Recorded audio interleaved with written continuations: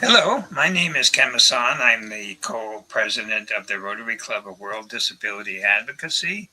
We're a Rotary Club that's been around for about 5 years, and we focus on advocating for the human rights for people with disabilities on a global level. And I have the pleasure here to have with me today a couple of people that have written a book particularly on inclusive education in the continent of Africa.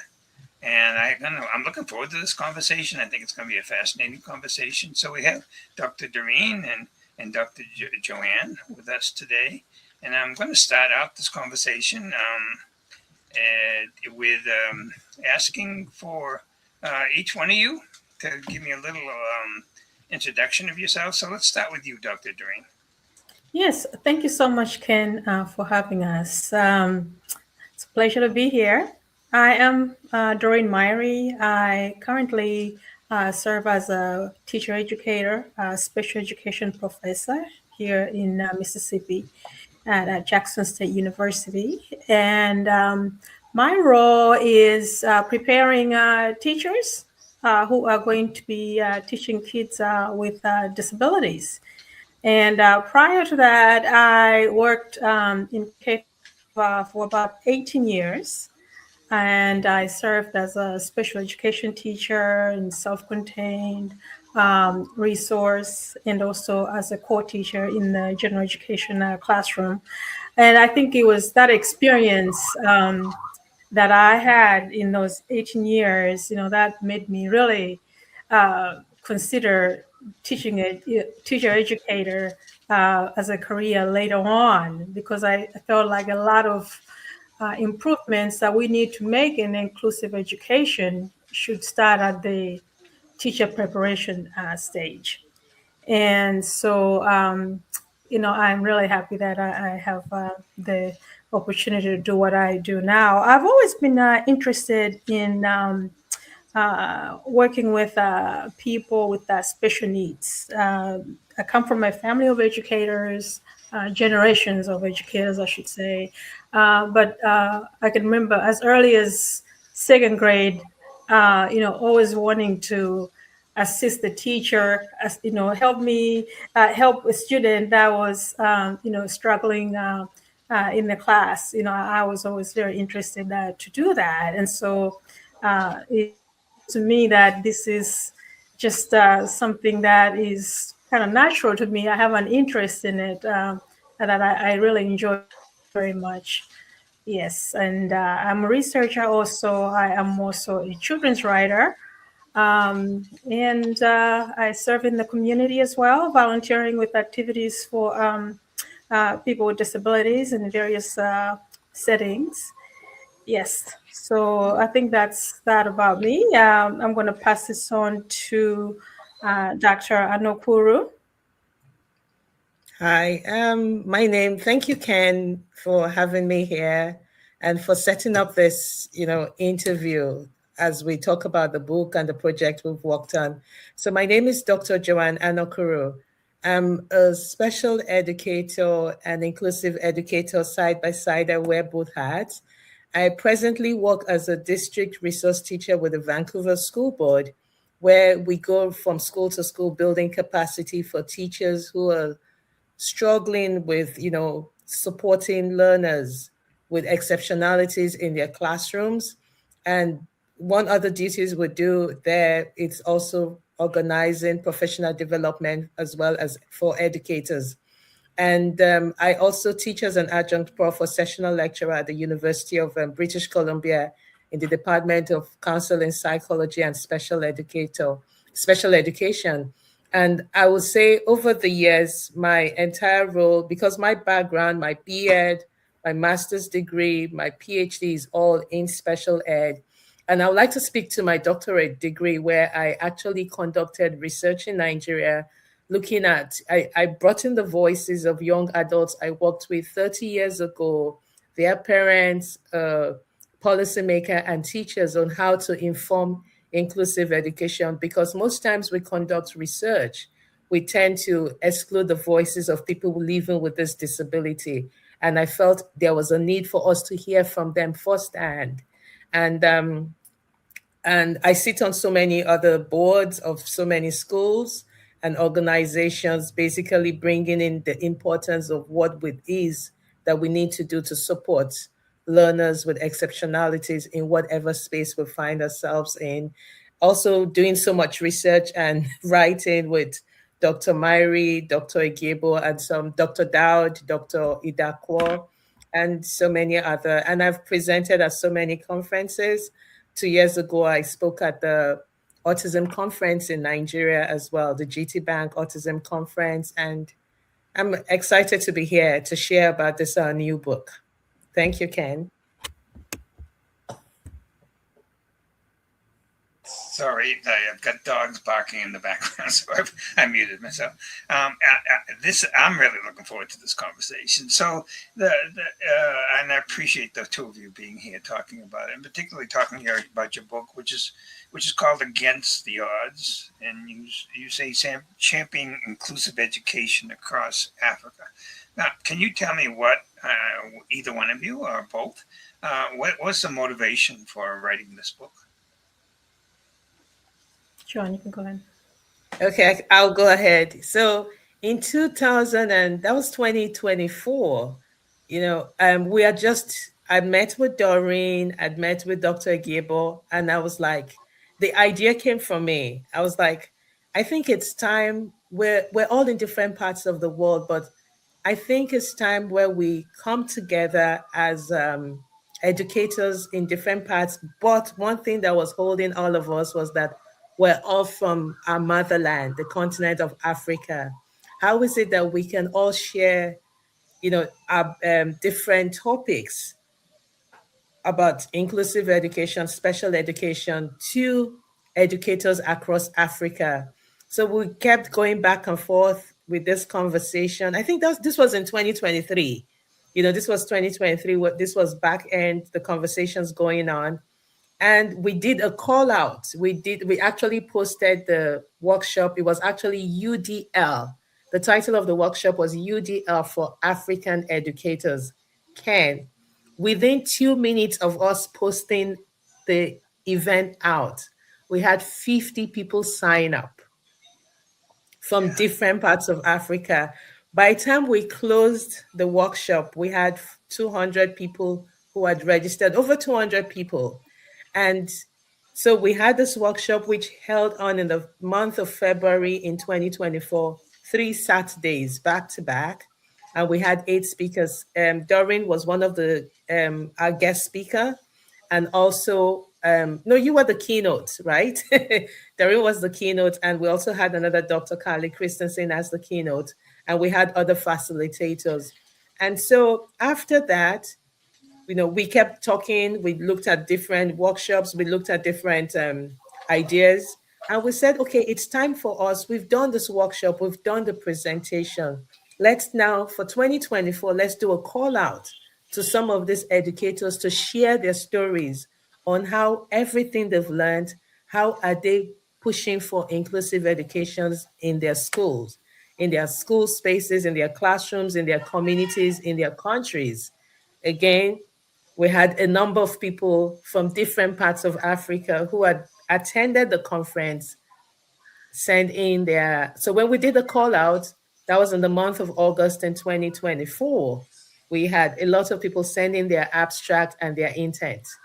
And that was what really motivated us to it's time for us to get educators share the story, because most times you find research is always from people in the university, higher education, who are constantly doing research.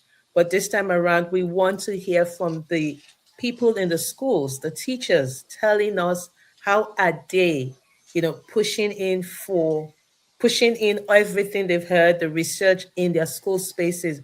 What are some of the odds towards them engaging with different learners in their classroom spaces, especially knowing fully well that our schools, our classrooms are becoming so inclusive, are so diverse, but still, we all know that in certain countries, there's little funding, little resources, access to all of this, but these teachers are doing it.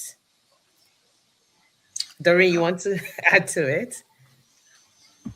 Yes. So in addition to what Joan has mentioned already, I was particularly curious to learn about what is going on in the different countries. Yes, I knew that there were challenges, but against the odds, what actually are they doing to support their learners? Because I knew that there was a lot of creativity, and these are the kind of stories that we don't hear about. But I was curious to see what it is that they have done, within their capacity to support children with disabilities in their settings, knowing the challenges that are there. And it was just so fascinating. I learned so much from reading their contributions.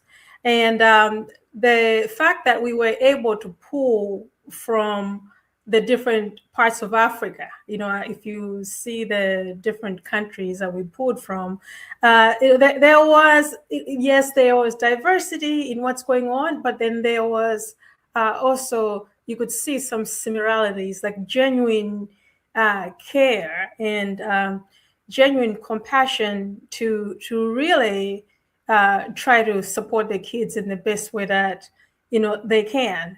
And that was it was a phenomenal project to be a part of. Like John said, as a researcher, a lot of times we write about what's going on in Africa without necessarily hearing from the teachers themselves. But this book allowed us to have their voice be heard out there, and so it made it very special for us. Thank you. Okay, and for those, I assume people that are listening know what inclusive education is, but there may not be some. Can one of you or both of you again answer what is inclusive education?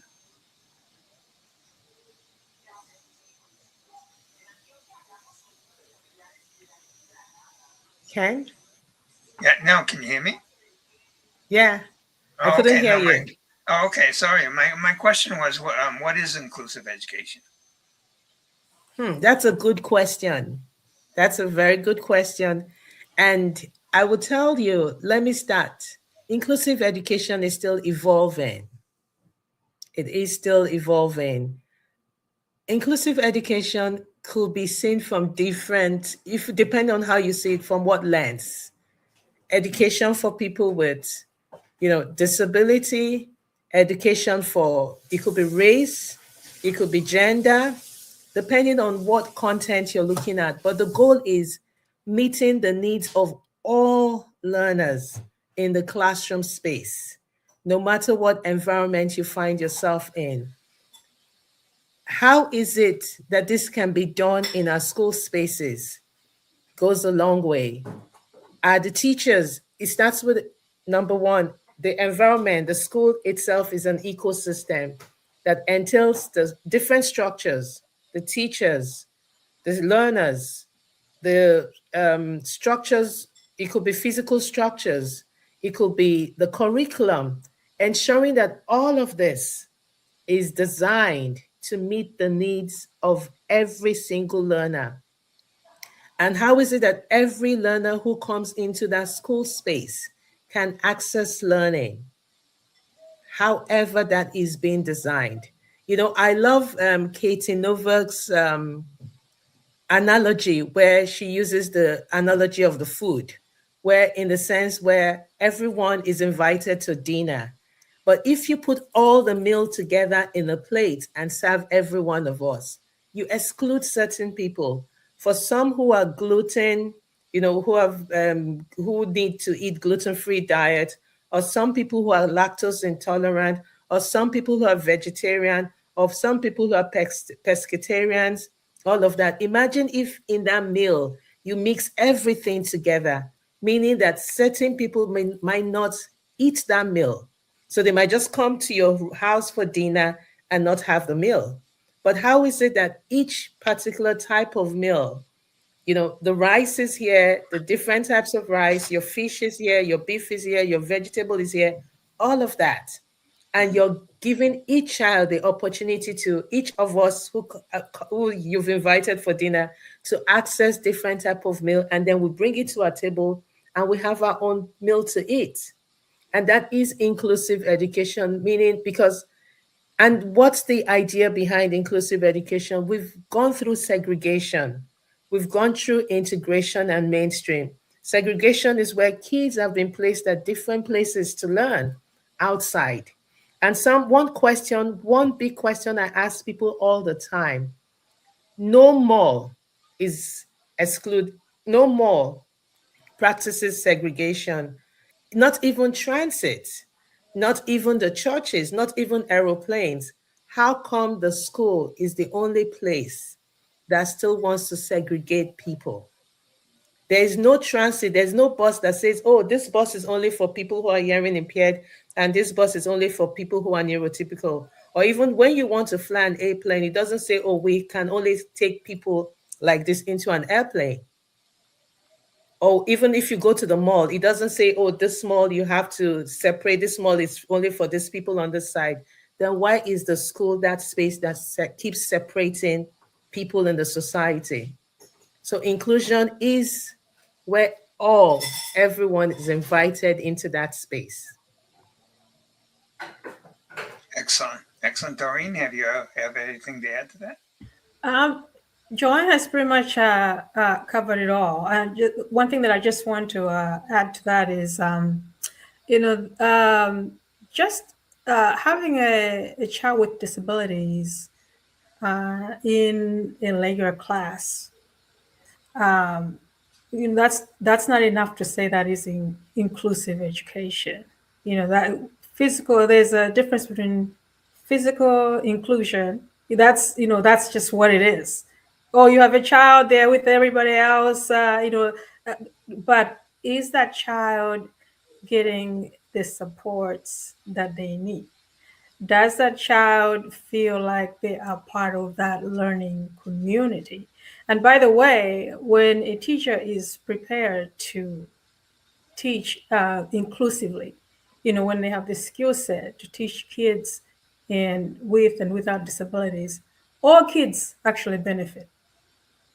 So this is why I'm so passionate about inclusion, about inclusive education. From my own experience, having been a co-teacher during the times when I was going into the regular classroom and teaching alongside a general education teacher who was very strong in content, but I was coming along here with strategies. Having that skill set from the special education field, and with the skill set from the regular educator, all kids benefited, because we found out that the skill set that I brought in, other kids that didn't have disabilities also benefited, from that as well.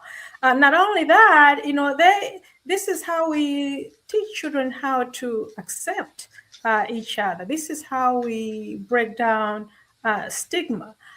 So I just think that the better we can be at preparing educators that are able to support all children, that is the way to go.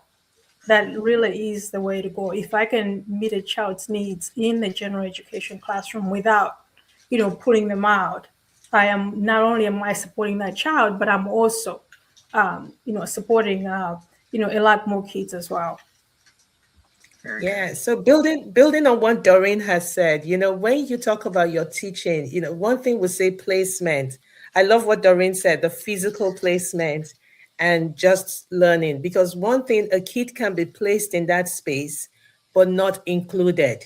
It could just be like physical. Oh, that child is in a school in an inclusive space, but not being included in the learning space or the academic or social inclusion. Inclusion can be divided into academic and social. So, oh, Joanne is in this classroom space, but she's sitting at the back of the classroom. It just means I'm there physically, but am I academically and socially included? No. But how can I become academically included? Just as Doreen has said, if teachers are taught or given that, they build a capacity for them to know what we can teach for all, whereby learning starts from the lowest level, from what we call response to intervention, calls it the tier 1 level, where, okay, everybody, we're going to be doing this topic on Romeo and Juliet. I want us to say, who is Romeo? Who is Juliet? That way, even everybody knows Romeo is male, or Romeo takes on the gender of a male, Juliet takes on the gender of a female. That is an entry level into telling everyone about Romeo and Juliet. And then the higher, as the teacher keeps progressing or increasing the knowledge of that topic, definitely even Joanne, who is in that class, knows that Romeo and Juliet, we're talking about male and female, two people who have decided to fall in love, and then because of what's going on, they fall out of love and then they kill themselves. I've just simplified the topic of Romeo and Juliet. That is an entry level for someone, depending on the needs or depending on the exceptionality. Okay, so let's talk about Africa then. I mean, in your where you can purchase your book, or one place is Amazon, and so you have a description on there about the different countries that you have, and I look at the list and it's so diverse. I mean, education in many ways, but particular in education, it's really diverse in these countries. I mean, the level of education in something like Kenya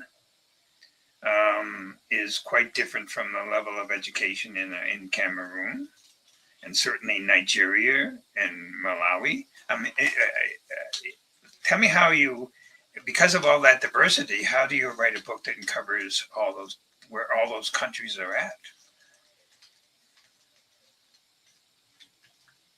So again, like I mentioned earlier on, when we did the call out, so basically myself, Doreen, and Esohe were editors. So each topic in the book were written by different educators from each of these countries on how they access and see inclusive education, which was phenomenal. But you can see, if overarching across everyone who sent in a chapter for this book, it shows that against all odds, they are meeting the needs of the learners in the classroom. In all honesty, being an African, I don't want to say one country is more progressive than the other. It's that education depends on at what level the country is, because most African countries actually ratified the Salamanca framework, meaning that they were part of them saying, we understand the importance of inclusive education in our home country. The next thing is, okay, these are policies. How does this disseminate into our school spaces, into our classroom? But these are teachers against all odds, less funding, less resources, are still pushing. Like from the teacher in Malawi who decided, you know what, I'm doing things for people with visual impairment, or the teacher in Senegal who said, you know what, I've been taught to teach English. I've been told to teach English, but I need to recognize that most of my students do not have French. Senegal is a French-speaking country, but French is not their first language, even though it's the official language. They still have their indigenous language, which is Wolof. And the student actually tells the teacher there, the guy who wrote the author who wrote that chapter, said, making the teacher recognize that, you know what, French is not our first language. We also have Wolof. Please meet us at our needs. That became an eye-opener for the teacher, because he went into that space thinking, oh, all these kids, it's all about French. So it's phenomenal seeing all of these authors share the story, or even the teacher in Uganda bringing in that context of UDL, or the teacher in Ghana. So each of these educators, it's not about the being progressive of the disparity in each African country. It's that overarching layer where they're like, you know what, We understand our classrooms are diverse. We know we have to be in those spaces to teach, but we have to do it against the odds. And if I can add to what Joanna said, when you read the book, you can see that it also highlights, the resilience. It's not from a deficit kind of narrative, like helplessness, but you can see the resilience. You can also see the local wisdom, the local solutions that they have come up with, and that are not might not be considered evidence based because they're not published in a research articles, but they are working, the different ways that they came up with, strategies to teach the children. They are working in their settings, so that was one of the wonderful things, that I enjoyed when we put our book together. In addition, it's also scholarly. When you read it, you will see that, there's also, research. It blends research. It's also human-centered. It is policy analysis is also, you can see that in the book as well. Just the real life, narratives as well. So, it's kind of covers, so many areas to where a teacher can enjoy reading a book, can enjoy reading our book, but a researcher can also appreciate reading the book and gaining knowledge, from that as well. A parent can also, appreciate the content. I can see students, university students, policymakers as well in those countries that we mentioned. This also being an eye opener, like, oh wow, we have teachers in our country that are doing, these things. So that was just. I'm so glad that we were able to bring these stories to the forefront to let their voices be heard. So it was just a privilege to really work on this project. So, and that's a really, I love the concept that you had different people write the chapters. I really love that. And so, is it from the teacher's perspective, basically the book? What I'm saying? Is it teacher perspective?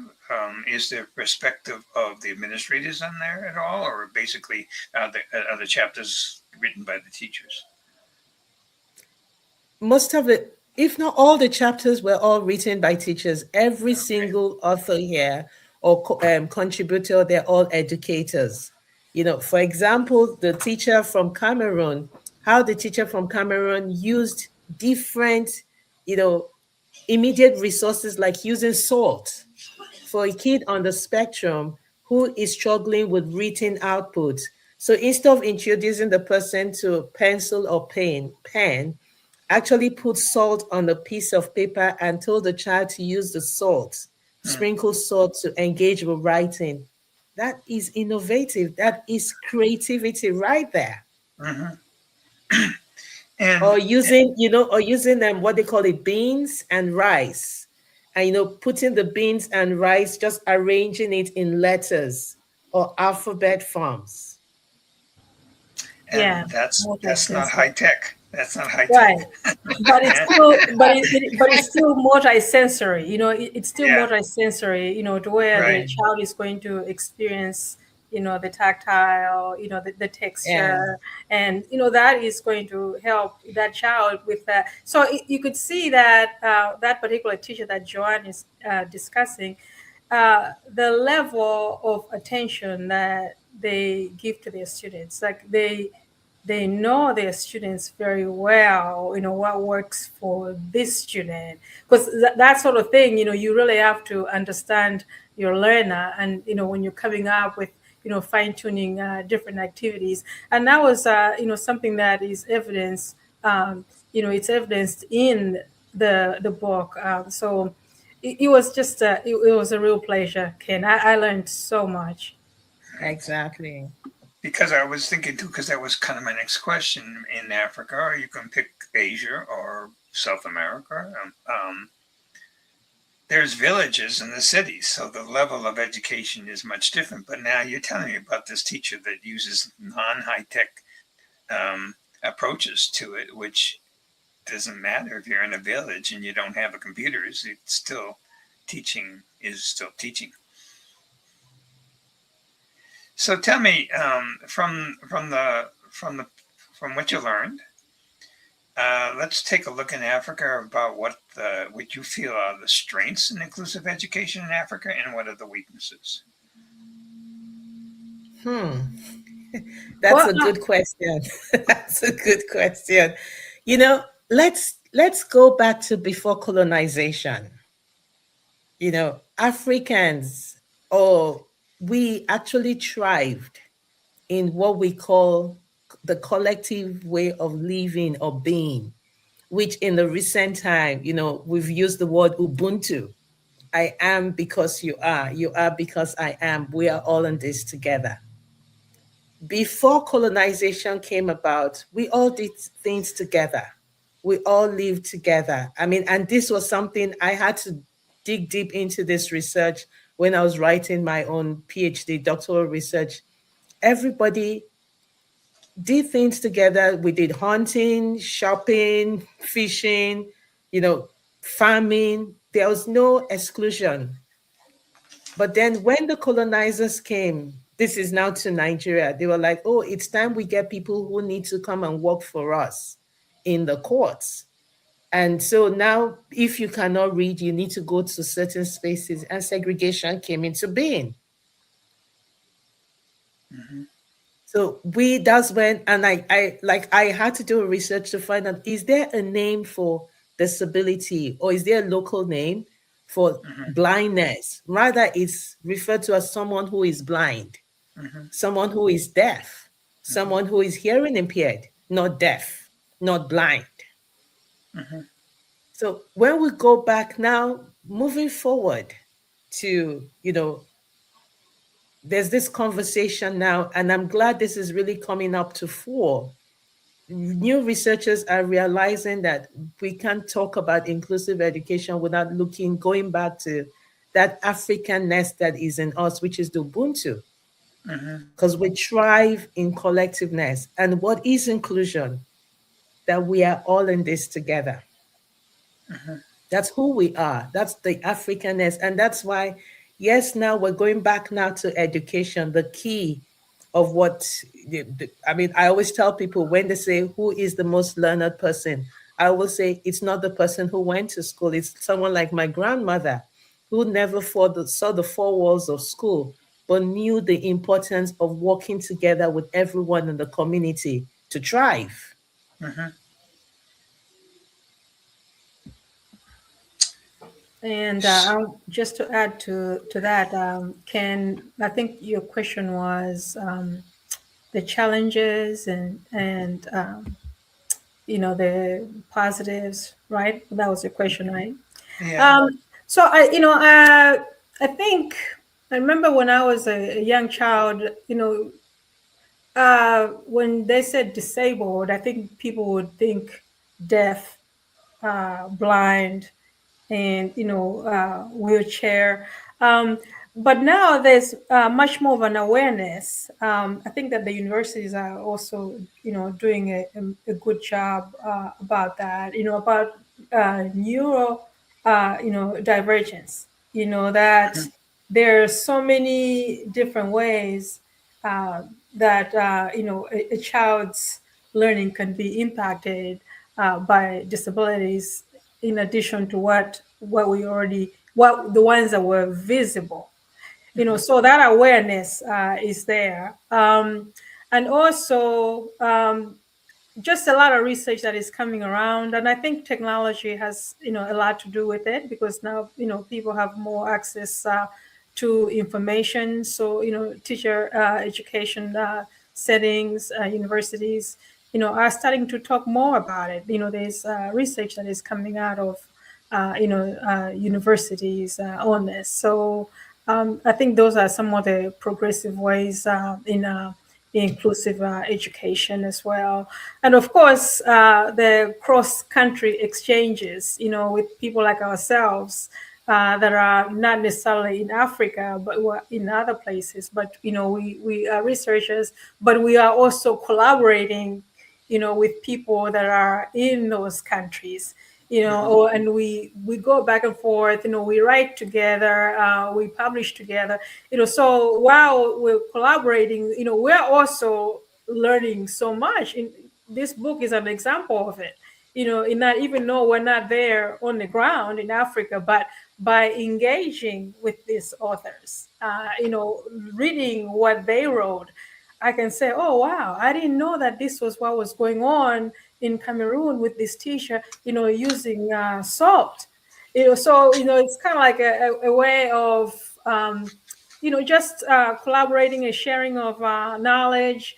And I'm also seeing, like a more like, I would say, inquisitiveness about, disabilities, about neurodivergence. In the past, I remember being a child, somebody would fail, would repeat, and then they leave school, so that was the end of it. But I'm seeing, more and more now that, oh, okay, teachers are trying to see what they can do. And the universities also, we're not, all the problems are not solved yet, but we are making progress because, you have inclusive education strategies and majors that are also being introduced in universities, special education, occupational therapy, speech therapy, all those fields are developing, and some are also, well developed, depending, on the country. Like you said, it is broad, but technology is also a big part of it, because with that, now students that were staying at home are able to be in school if they're able to access assistive technology, which, in some settings in Africa, that is happening. So all of those are advances. And now, with artificial intelligence, I see so much potential as well, that we are going to make more progress. Are there not going to be challenges? There are going to be, because we know that to be able to use technology, artificial intelligence, you have to actually have, the technology. But I still see that we're going to make advances with what's available now and what will be. Yes, and so you're getting back to your book. The book is from the teacher's perspective. Is it basically teachers talking about how they are accomplishing inclusive education? Is that basically the topics that they're talking about? Is that, yeah? You're on mute. Oh, okay. Yeah, I wasn't sure if Joanna was going to answer that. That's why she was looking at me. When you read the book, you will see that, yes, the different ways that the teachers are doing in their capacity to support, diverse learners in their classrooms, kids with disabilities, just innovative ways that they have come up with, that I think that, other teachers could also, I could see that other teachers could also, learn from that, and also, try using some of those, strategies as well. Yeah. Okay. Do you want to add And anything? coming up with very culturally relevant strategies. Okay. Again, because our classrooms are so diverse. And so this is a book where just picking it up and you have a child from certain context, which these teachers are coming from, that informs anyone reading the book, anyone picking up the book, to say, hey, if this teacher can do this and be successful with this can also be included in their daily planning of their classroom and ways to support that learner in their space. So you get into things like curriculum also? Yeah. Okay. Do you get into areas such as administrative? areas where the administration we have an author in our club from South Africa, and he writes a book about education in the working class, and his basic premise is that the challenges there all start with the administrators. Do you cover administration at all in the book, or is it? We do. In fact, one of the chapters in the book is a review that we did on the person that you mentioned, the researcher from South Africa as well.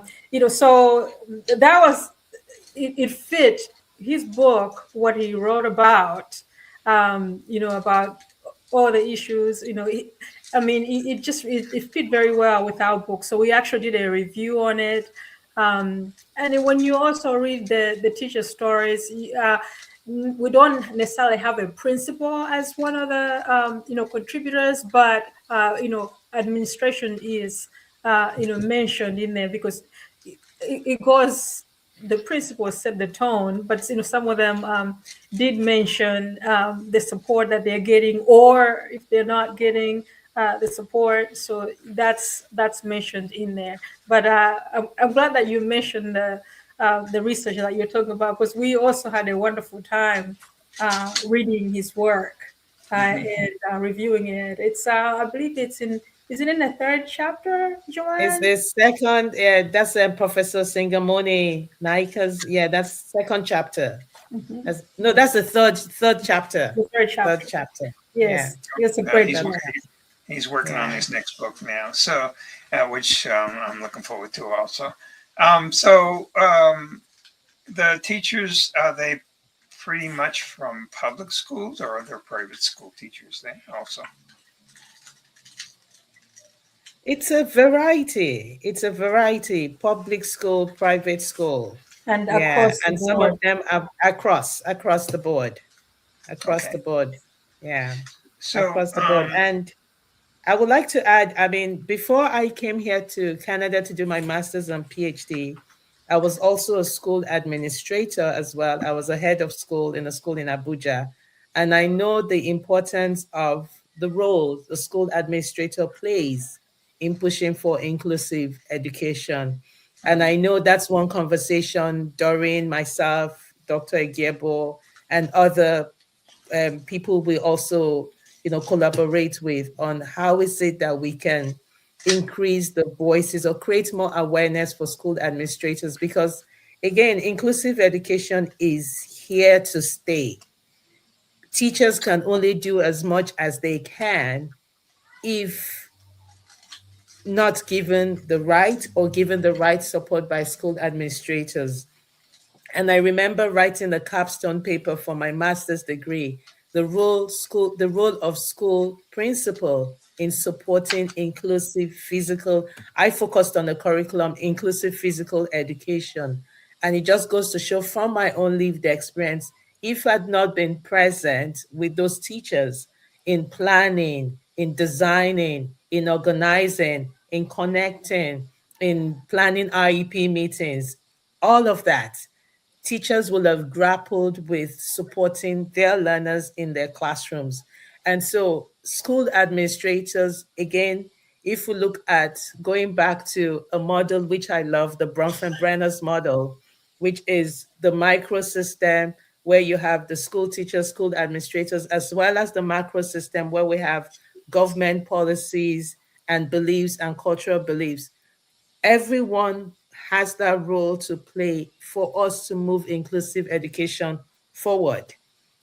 It takes a lot of, I would say, knowledge and understanding on the school administrators themselves to step outside the box, to go and let's go understand what inclusive education is really all about.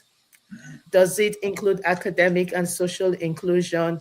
What are some of the things that we need to know? IEP, designing IEP, writing IEPs, planning for all, knowing the different types of framework, UDL, differentiated instruction, all of that. So that once the school administrator is knowledgeable about this, then they can work alongside with their teachers in planning to meet the learning needs of all learners. Mhm. Because if a teacher comes to you and says, oh, this child is struggling, and the school administrator does not know what to do, the teacher becomes frustrated, invariably leading the frustration to the teacher. But you find that some teachers go full on to say, you know what, I want to do things to make this learner want to love school and keep coming back to school. And so in this book, these are teachers like this who have decided, you know what, again, I'm going against all odds. I'm taking the bold step to ensure every single learner in my classroom space thrives and achieves academic success. So let's talk a little bit about, we're talking about basically the students that are going to school, but let's talk about the ones that are not, if you don't mind. Statistics show that 9 out of every 10 children with disabilities do not go to school. And I'm going to pass that on to you and see what you think. What is the solution to that problem? I mean, it's a big problem that has 5 or 6 different reasons for it. So it's hard to put your finger on any one of them. But have you given any thought to students that are not going to school, and how can we work with them? So like you mentioned, there's so many reasons, right? And it's not like, one solution is going to take care of everything, but we can still do our part. So something that we haven't mentioned yet is just creating breaking down stigma, and that comes with creating awareness. That people with disabilities, they can learn, and they have, we have examples where they have so much to offer to the world. So just creating a negative mindsets. And I think, when I say negative mindsets, I think it comes from a place of not understanding disabilities, or not having enough exposure. So I think those of us, adults, teachers ourselves, teacher educators, I think that the role that we can, play is to welcome these kids, first of all, just including, being inclusive, having them in the classroom, showcasing, their work, just, making a climate that is supportive to all learners. And by the way, when I say that, I'm also talking about, how the teachers, the culture, the climate of the school, and the principal sets a very important tone with that, about, how they view, certain students, and, supporting the teachers that are working with the children, and just really, paying attention to all the children, and trying to do what they're able to do in their power to support the teachers. But that's, one thing. The stigma part, we definitely need to continue working on that, because that is a barrier. And I think also, there needs to be, which this is getting better, more dialogue, with teacher education, people like ourselves, and, even in the African context, working alongside teachers, on the ground. Sometimes you see that there's a gap in universities, and, people that are teaching the kids, but we learn so much about what is happening on the ground. And so I think one of the solutions as well, is that continued collaboration, it's happening there. I have colleagues that are, spending time, with teachers in the schools, continuing to do research. So, all these things are, ways forward. And of course, resources are, an issue. Funding is an issue as well. And so I think collaboration with NGOs, organizations in the community or outside, the country as well, just to see if they can find supports to things like assistive technology. Those things are not accessible to everybody, but there are organizations that are able to donate. However, for those organizations to know who to donate to, they do need somebody from there to have that collaboration with. Yeah, that those partnerships are very important. Also, including people in the community. Parents are very important.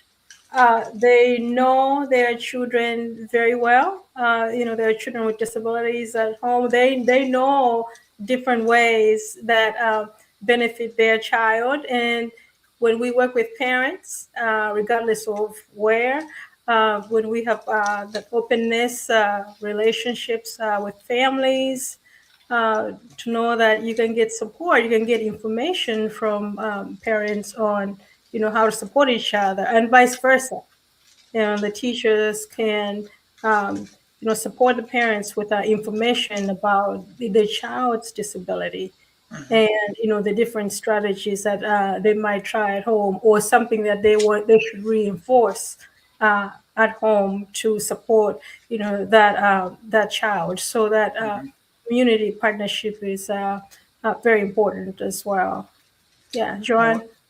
Yeah, I mean, you've really hinged on so many of those key points, the public-private partnership. And again, Ken, thank you so much, being the founding president or co-founder of the Rotary, this collaboration and the support from organizations like Rotary to support different other bodies in Africa, because I think it was United Nations that brought out this the data about 25 million.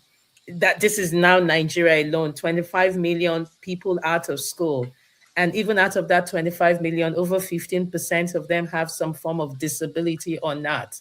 And again, it boils down to lack of teacher support, poor public-private partnership, or the parental lack of parental support, and the overarching thing about stigma. But then the next thing is, how do we bring out the voices of these families to the fore to say, what, we want to hear from you. What ways can we support you? And this is very, very critical, especially within the African context. But I want to take this to another level.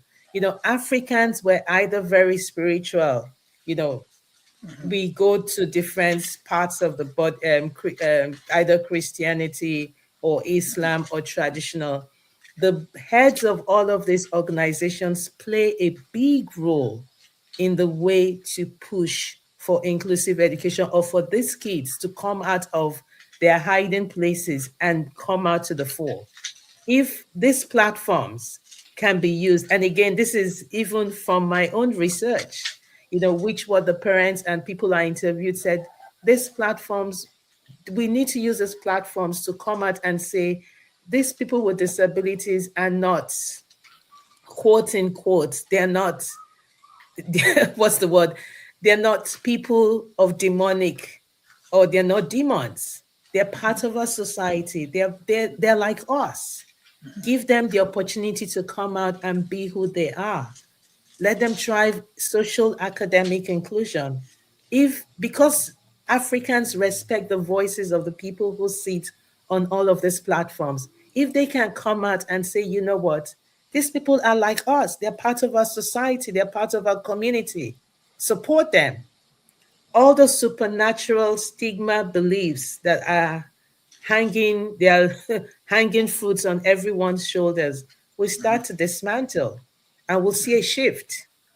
But the more that those belief systems were still hinged on, the minute you connect with someone with a form of disability is transmissible, we'll still have more of them out of school. It's such a huge subject. We could go on It all day. We is. could have It a is. summit on it. We could have a summit on it. So we're getting to the end of the session here, and I want to make sure I ask a couple of other questions. And the one in particular is, what do you hope will come out of people reading your book? What is your hope for that? What is the hope? Like we've said over and over again, that just this is a copy of the book here. Just Mm-hmm. grabbing a copy of this book and you're accessing, reading the narrative, the story of every single contributor in this book on how they've supported different learners with exceptional needs in their different countries. That way, you picking up this book to read, you can, as an educator, you see other ways to support the learners in your classroom. As a parent, it goes to show that there is hope for your child in Africa. For policymakers, it's time for us to have that paradigm shift, the mindset. You know what? It's time to start giving funding and support to public schools, private school systems, that this Mm-hmm. is possible in the continent of Africa, our motherland. So So there is a way that anyone, parents, teachers, authors, educators, policymakers, there is something to grab out of this book, and that it's very important. I am none of those, but I will definitely read the book because it sounds fascinating to me. And where can we get that book? No, you are one of them. You are one of them. You know where I'm a you fall. learner. I'm learning at this point. So, You know where and then, you're falling. You fall under one who believes in yes, inclusive education. absolutely. Yeah, no, there's no question about that. And that's a whole nother story. But so where can we get your book? It's available Um, on Amazon and it is on Amazon. You can purchase it on Amazon. We have it in three different formats. There's an ebook, there's a paperback, and there's also a hardcover. And you can also find it in Barnes and Noble. They would be able to order. Major bookstores would be able to provide the book. Also on Richie's Place Books. That's another book purchasing type of website. It has a lot of inclusive literature, inclusive, education books and other things. Um, but definitely Amazon, it is there, and we've had a lot of people that have purchased it already. I think it was it ranking bestsellers today, Joanne? Was that today or Yeah, yesterday? it was part of number 51 on the social structure. wow, Okay. good. Yeah, That's good. Yeah. on That's excellent. Amazon. That's excellent. Yeah. I'm always happy when I see people have books on ebooks because then you can read them on Kindle. Right. And for me with ADHD, Kindle provides the opportunity to have it read to me, and that always helps with my focus on that. So I'm glad that's the best way I read a book. But let me mention again that I am the president of the Rotary Club of World Disability Advocacy. Dr. Doreen is also one of our officers on here. And again, we focus on the human rights of people with disabilities on a global level. And if anybody really wants to get in touch with us and wants to be part of what we're doing, we certainly welcome you. And if I put up the right, yes, I did, the email site here, and this is where you can write to us and get more information about the club. And also, is there a way for getting in touch with one of you two? Is there a way of doing that? So if somebody wanted to specifically write to you, is that or would you rather write to the club?